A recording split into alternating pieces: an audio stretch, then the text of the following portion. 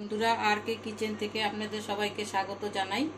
আমি আবার একটি নতুন রেসিপি নিয়ে এসেছি, বাটা মাছের বড়ি দিয়ে ঝোল।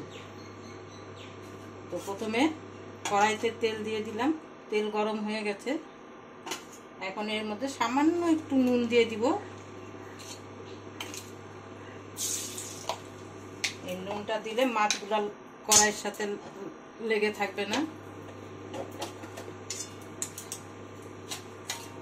তেলটা ভালো মতন গরম হয়ে গেছে। এখন মাছগুলোকে দিয়ে দিচ্ছি।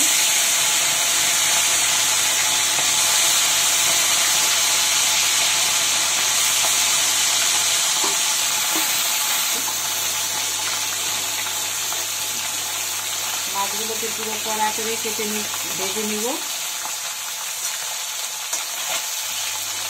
এক পিস হয়ে গেলে তারপর উল্টিয়ে দিব। আবার আমার মাছ ভাজা হয়ে গেছে।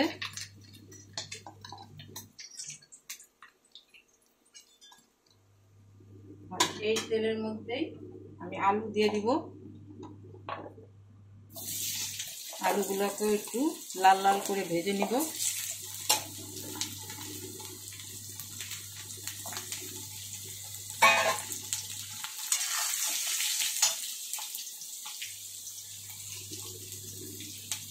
সামান্য একটু লবণ,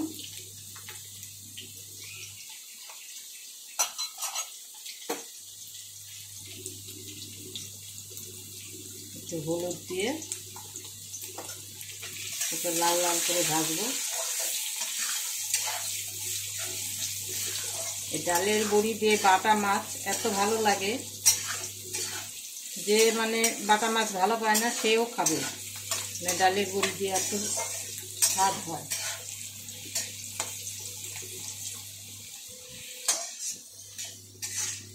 আমার আলু ভাজা হয়ে গেছে। এখন এর মধ্যে পেঁয়াজ আদা বাটা দিয়ে দেবো। একটা বড় পেঁয়াজ আর ছোট্ট 1 ইঞ্চির মতো আদা দিয়ে দিব। দিব একটু হলুদ,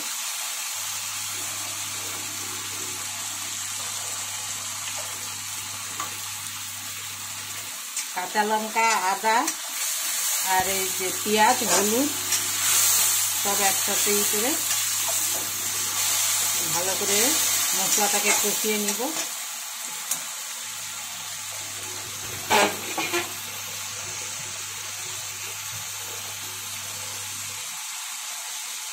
এর মধ্যে দিয়ে দিব 1 চামচ জিরে গুঁড়ো,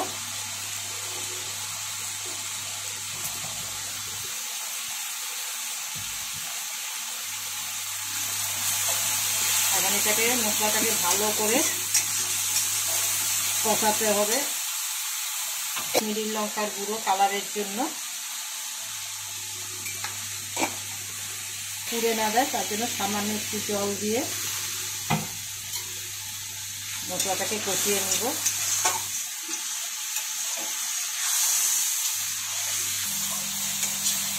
মশলা কষানো হয়ে গেছে, যে গা থেকে তেল ছেড়ে আসছে, তার মানে এখন মশলাটা কষানো হয়ে গেছে। এখন এখানে সামান্য উষ্ণ গরম জল দিব।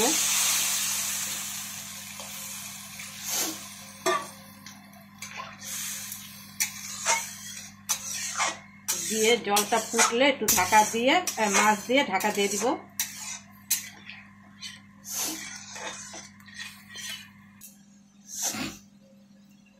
এবার ঢাকা খুলে জলগুলো ফুটে উঠেছে জলটা, এবার ঢাকা খুলে মাছগুলো দিয়ে দিব আমি।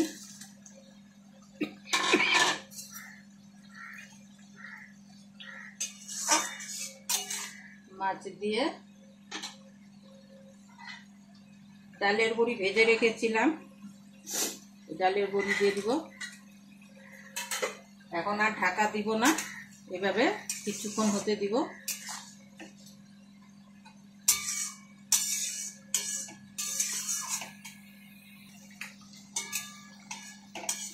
যেমন মাছ হয়ে গেল,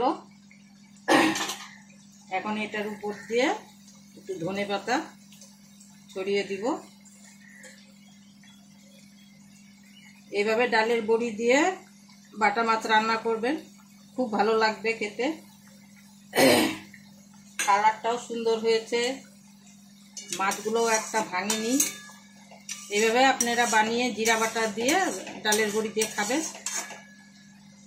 ভালোই লাগে। এখন আমি গ্যাসটা অফ করে দিচ্ছি।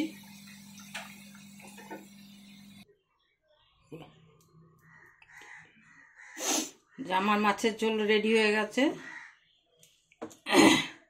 এই মাছের ঝোল যদি ভালো লাগে তাহলে লাইক করবেন আর সাবস্ক্রাইব করে দিবেন। বানিয়ে খেয়ে দেখবেন, কমেন্টে জানাবেন কেমন হয়েছে।